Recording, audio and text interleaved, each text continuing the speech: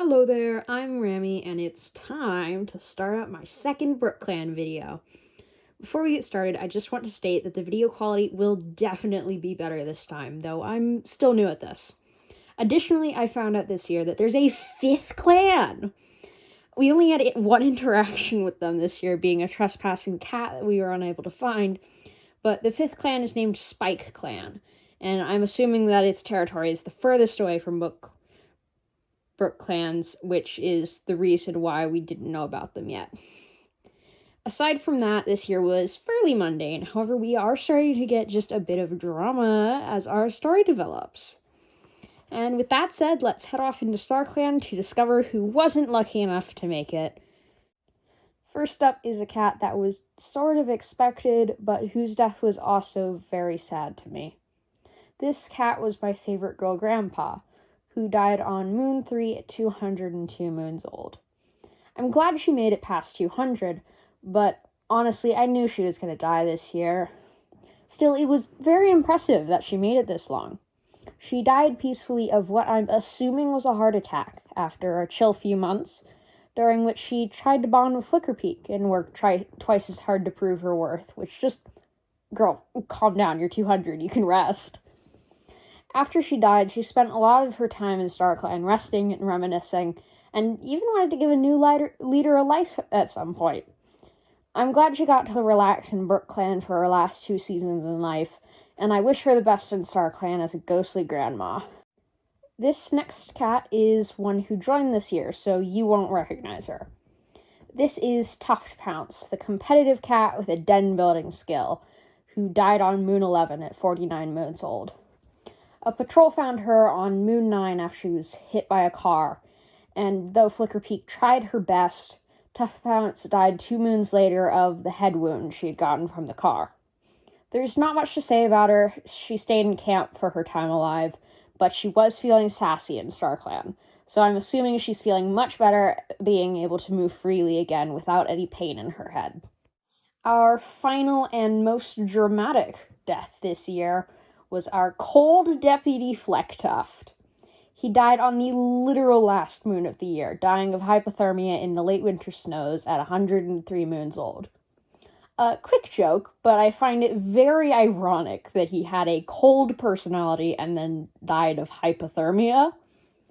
But while alive, Flecktuft had a very mixed year, where despite his original apprentice graduating and then he got another, he was injured for most of the year, first getting a broken bone in a river accident on Moon 4 that lasted until Moon 9, and then the very next moon getting the shivering status from getting caught out in the cold, which probably preluded his death.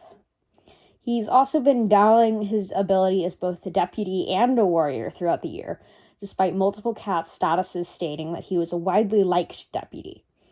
However, Flecktuft also had very good parts of his year.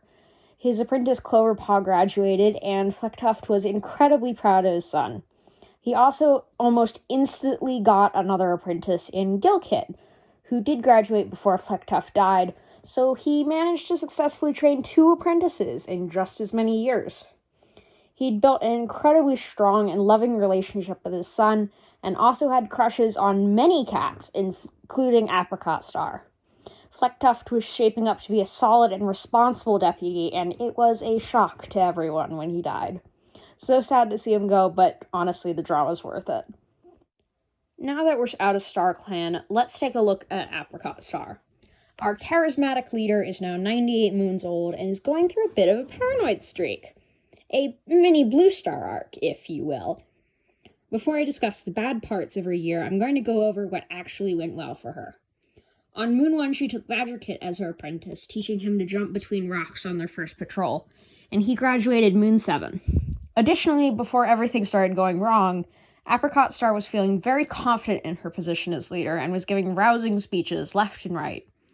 However, her misfortune started on Moon 7, when she lost her first life. That's right, we've got our first leader to death.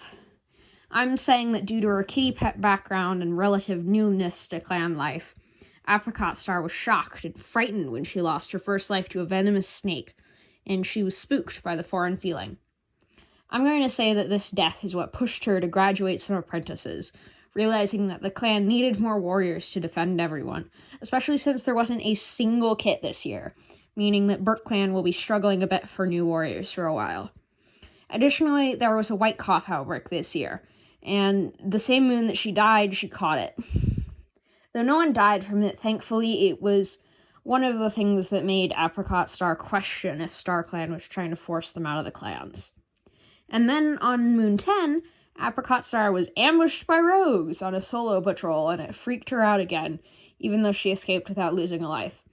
Finally, a snake got tossed out of camp right after Flecktuff died, which reminded her of the life she lost and sent her spiraling deeper into paranoia. Somewhere in there, she got restricted by Brindlestripe, our elder, who she has a crush on, and I'm kind of glad that she got rejected since the age gap is somewhere around 40 moons. She's also developed a hatred for Deepaster, which I'm guessing stems from her spiraling. But since her deputy died, she needed to pick a new one, and her choice was the now 122-moon-old Chiveclaw.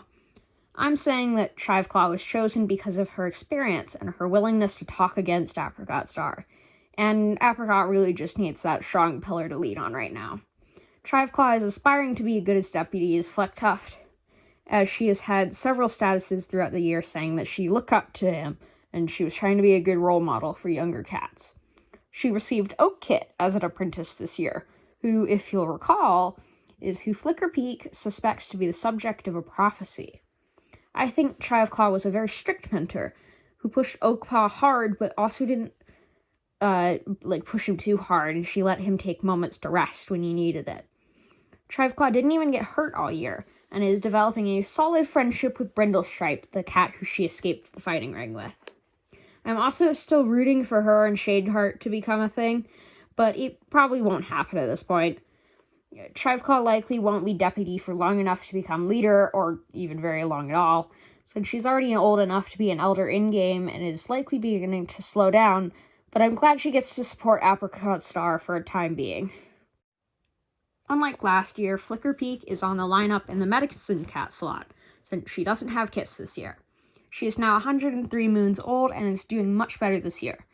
She doesn't have an apprentice yet, but her remaining kit, Giltkit, was apprenticed and became a warrior. She started up a good friendship and maybe more with a new cat in BurkClan who we'll get into in just a second. She's been bonding with the medicine cats in other clans a lot, being very excited to go to Half Moon meetings. She even got to see her dead kit, Spotted Kit, on a patrol with her new friend, since Spotted Kit wanted to see his mom again and reassure her that she's doing okay and is rooting for her. Otherwise, she's been very successful in gathering herbs and healing cats, especially during the white cough outbreak this year. Not much else to say about her, she's doing well. Our first warrior is a new face, the 123-moon-old Strict Pebblegleam, who has a keen eye. She is a former kitty pet who joined on Moon 3, claiming she'd be training in order to join the clan. She also has a collar in-game, and I decided to give it a little fish charm for no reason, because it's cute, you know. Pebblegleam is also the cat who's been bonding with Flickerpeak, and they've been going on a lot of patrols together. Because of this, I'm saying that Pebblegleam didn't really join the clan for the hunting and fighting, just for the certainty of having a group of cats to help protect her, but she's been going on medicine patrols to be helpful. Other cats have noticed that she's not hunting or training much, but they're mostly glad that she's been able to cheer up Flickerpeak and help gather herbs during the white cough outbreak. However, she was the one to throw the snake out of camp after Flecktuff died, which does show that she has some inherent talent with typical warrior skills. The next cat in our lineup is another new cat, and yes, we got quite a few loners and kitty pets joining this year. This is the cold, 93-moon-old former kitty pet Stakeclaw, who is a learner of lore with the good speaker skill. She joined Moon 6 with another cat who is also a former kitty pet. And before I get into her year, I'm just gonna say it right now, Stakeclaw is absolutely a bush lesbian. You cannot tell me otherwise. But anyways, Stakeclaw was a victim of the outbreak this year, but recovered quickly. She seems to have a bit of a survival of the fittest mindset, thinking that weakness should be punished and not nurtured. Otherwise, she's been training a lot with clanmates and getting used to clan life. She's still very new, but I love her rainbow neck bow and her general vibe. Our next cat is Shaded Heart, who is now 88 moons old. She's been feeling a little bit underappreciated this year and was very sad about Flecktuft's death. She helped bury him and left prey at his grave, and can't help but feel like she brought this onto him, since she's been fantasizing about being deputy. She's relieved that she wasn't selected as the new deputy, as that would have confirmed her fears, but she's still kind of torn up over it. She's been comforting Flecktuft's son, which, combined with her pseudo-mom status with Plumpaw, makes her seem like a mother figure to some cats, despite her not having any children. Shaded Heart was given Slumber Kit as an apprentice, and seemed to be a good mentor to him. She's been getting closer to Apricot Star and Flicker Peak this year, and even has a little crush on Apricot Star. Shaded Heart is struggling a bit with the guilt of wanting to become deputy, possibly leading to Flecktuft's death, but she'll live. Next is yet another outsider turned clan cat, an 88-moon-old competitive Molly named Dasik, who is a good climber and a formidable fighter. And yes, I did accidentally spell formidable wrong in my drawing. Whoops! She joined Moon 9, and judging by the collar, she used to be a kitty pet. The bell on it would be an issue, but Dasik found a way to remove the thing inside that makes it jingle, since she likes how it looks. She's been spending most of her time sparring with her new clanmates and observing what happens in camp, but she did get buried in a landshind at the end of the year, getting dug out by Stake Claw and another new cat. Goosewish is up next, and she's now 80 moons old and gained the Omen Seeker skill this year. She also has a broken leg right now from a fall she had on Moon 11. Before that, she got Rainpaw as an apprentice, likely to help her feel more welcome in the clan after being injured all of last year. However, Goosewish probably wasn't experienced enough to receive an apprentice, since she wasn't very good at teaching Rainpaw to hunt on their first patrol, and later got into an argument with Rainpaw on patrol. She was even eavesdropping on her apprentice once, and I want to say it was to try and improve as a mentor, but it also could have just been something Goosewish did for fun. She seems to be distant a lot of the time, and hasn't built any relationships to a large degree. This cat is another new arrival, joining on Moon 10 after being found bleeding out. Jump Talon is responsible, fast as the wind, a talented swimmer, and 73 moons old. Not much to say about him personally, since he's been recovering for the few moons he's been here, but I did decide to give him fluffy fur just for style. Also, if you'll notice, this is the first cat so far in this video who's male other than Flecktuft in StarClan. This means that BrookClan is heavily female skewed in its roles of power and its elder warriors. So that's a bit of story building I found interesting. Maybe BrookClan is becoming a more matriarchal clan. Just something I found interesting and something to think about. Next is Deepaster, now 35 moons old and out of the nursery. She had the worst luck with injuries for the first 2/3 of the year, dislocating her leg on the first moon and getting water in her lungs in a river accident the moon after she recovered. She then took 3 moons to recover from that, which leaves her out of commission till Moon 7. She did show all her kids the Thunder Path and its dangers on Moon 7 as soon as she recovered, which was very sweet. She also has a favorite child, which I know because that's her only child who has any relationship in the green with. And that kid is the only one who has a relationship in the green with Deepaster. So that's a bit of drama that's happened with her. She's bonded a lot with Brindlestripe, probably a father-daughter or big brother-little sister relationship. She's also been one of the most welcoming cats to the newcomers, sparring with them and complimenting the skills they're gaining. Deepaster has matured a lot, but she's still young. Next is the cat who has, in my opinion, the best and funniest name this year. This is Chocolate Pudding, who's 30 moons old, troublesome, and has natural intuition. Fun fact, originally the game named him Chocolate Pudding Frost, but I changed it because come on, it's a mouthful. Chocolate Pudding joined on Moon 6 with Stake Claw, looking for adventure and new experiences. He joined already with the scar on his tail, so I'm guessing it's from a run-in with either a dog or a fox on his way to the clan. He's the other cat that helped to dig Dasik out of the rock slide. He's been a bit of a prankster, and he does his own thing a lot of the time, but he hasn't once looked back and is very loyal to BrookClan. Dossick helped him take the noise-making thing out from his bell as well, and that's why he kept his collar. His paw pads are hurt currently from running too fast, but he seems like the type of cat to spring back quickly. Cloverpaw, now Cloverwing, is up next, and he's now 22 moons old and a good swimmer. And as you can see, he's doing terribly right now. But who can blame him? His dad died. That was his only kin. He brought Flecktuff's favorite prey to his grave after he died and doesn't have the strength to get out of his nest most days. Cloverwing is going through it. But before Flecktuff died, he was having a pretty okay year. He became a warrior on Moon 2 and was honored for his fearlessness. He was living a fairly normal warrior life, complaining about being sent on patrols, looking for the leader's approval, asking others for hunting tips, etc. He even might be starting a romance with someone in Mottled Clan. But then Flecktuff died, and just look at him. I'm so sorry, Cloverwing, but the RNG spoke. I want to pet him, but he's fictional, so on to the next cats. This one has two cats, our only current mentor-apprentice pair. First, there's Plumpaw, now Plumleaf, who is now 21 moons old and has unnatural senses. She became a warrior on Moon 3, being honored for her lightheartedness and spirit. She's got some doubt that she wasn't over her childish pranks, but she's been a good warrior. She helped drive off a dog with Cloverwing and Pebblegleam and didn't get injured all year. She's been watching Two Legs a lot, but I'm guessing it's just curiosity. Second, there's Comfreypaw, another Mumble Clan runaway who is 10 moons old, lonesome, and constantly climbing.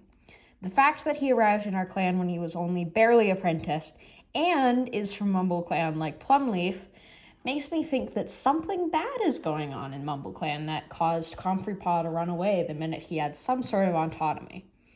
I think that Apricot Star apprenticed him to Plumleaf because they're both from Mumble Clan, and she thought that Plumleaf would help Comfreypaw develop and be more comfortable due to having a mentor he could relate to. He got a scar after tearing his pelt on thorns the moon after he joined, but I'm retconning that to say that he got the scar by running through a thorn bush while escaping from Mumble Clan. On his first patrol with Plumleaf, they tried to track a dog, but they didn't manage to find it. They had a good laugh about it and bonded. On a different patrol, Comfreypaw seemed off, and Plumleaf tried to ask what was wrong, but he pushed her away, and this just supports my theory that Mumble Clan is going terribly right now, since maybe Plumleaf tried to ask what's been going on since she was gone, and Comfreypaw didn't want to talk about it. He does look up to his mentor, though, and feels anxious that he's not performing up to her standards. I'm intrigued by this conflict in Mumble Clan, hoping we learn more about it. Next is Oak Kit, now Oak Sprout. He is now 17 moons old, charismatic, and a talented swimmer. He was apprenticed to Chiveclaw and complained when Deepaster groomed his fur beforehand. He graduated early at only 11 moons old, being honored for his energy. Since he's become a warrior, he's been a very popular cat, constantly complimenting others, getting to know the new cats better, and one of his statuses said he was exhausted from cats coming to him for advice and help. He's been a good warrior, bringing back prey and not getting hurt at all. His supposed role in the prophecy Flicker Peak gave hasn't showed up yet, so he might not even be the prophecy cat, which would be kind of cool because then we have no clue who it's about. Next is the second kit in Deepaster's litter, Badger Kit, now Badger Purr. He is now childish and very clever, and I just love him. I love the name Badger Purr. It's very cute, and I decided to make the little blep tongue I gave him in his first drawing permanent because why not? He's got his little freckles too, just so adorable. He was apprenticed to Apricot Star and became a warrior on Moon 7, being honored for his humor. He likes lying in the sun and taking naps, but he still pulls his weight. He's also incredibly loyal to the Warrior Code, lecturing Gilpaw on it. Next is the only girl of the litter, Rainkit, now Raintail. Raintail is now childish and a masterful storyteller. She was apprenticed to Goosewish and became a warrior with Badger Purr. She was honored for her tenacity. Her tail is currently mangled after running into a dog, but she still stays active, even if she's not allowed to leave the camp. Also, Raintail is the favorite child I mentioned earlier, and the fact that the only girl in the litter is the favorite lends itself to my matriarchal theory earlier. Otherwise, Raintail's been training hard while also being very silly and carefree. Plus, Raintail is the only one of her litter that got a basic suffix. Speaking of, next is Slumberkit, now Slumber Dawn, who is now compassionate and a fish-like swimmer. Before I go into details, I'll just say now that Slumber Dawn does not have a disability, it's just the pose I put him in. I'm trying to get better at poses, sorry about that. Slumber Dawn was apprenticed to Shaded Heart and needed to be coaxed forward for the ceremony. He graduated late at 13 moons, but was honored for his observance. He's a little bit shy, but he's a hard worker, and he wants for everyone to be their best selves, even Apricot Star. He has a headache right now, but he hasn't been slowed down by it. I love this creamsicle cat. I still think he was adopted, just for the flavor. Last in our warriors section is Gilkit, now Gil Whistle, which is a really unique name that I really like. She is now 16 moons old, sneaky, has steady paws, and is a good hunter. Gil Whistle was apprenticed to Flecktuft immediately after Cloverwing graduated, and she was honored for her skill when she became a warrior. Flecktuft was notably proud of her when she had her ceremony. Gil Whistle was the first cat to get sick during the white cough outbreak back when she was Gilpaw, and felt guilty for getting other cats sick. On her first patrol as an apprentice, Flecktuft took her to an eagle nest, but she was uninterested. And on her second patrol, he tried to take her back, but this time she was afraid and refused to go. So I think one of the other apprentices told her scary stories about eagles. She seems to like to be alone and often goes on voluntary solo patrols to stretch her legs, often not telling anyone. She loves her mom Flickerpeak a lot and was grateful to her for her treatment, which, canon books, medcats can treat their kits equally to other clanmates. But otherwise, nothing much up with her. Our only elder this year is good old Brindlestripe, former deputy who is now 131 moons old. He seems to be becoming more aware that he's getting old and he is running out of time. He's been trying to get to know clanmates a lot and is offering advice and telling stories whenever he can, trying to interact with them before his time runs out. He's also possibly starting to deteriorate mentally since he went missing for a few days near the end of the year. He's formed a strong relationship with Cloverwing, possibly seeing him as the kid he never had due to their shared gray coloring. He's a sweet old man cat. I hope he lives as long as he can. And since we don't have any kits, there's year 2 finished. I'm still trying to figure out better poses for cats, so some of them look awkward, like Slumber Dawn, but I'm improving. More drama this year, but still very chill. Please be sure to give their feedback and ideas, and like and subscribe if you enjoyed. Thank you for watching, and now it's time to go.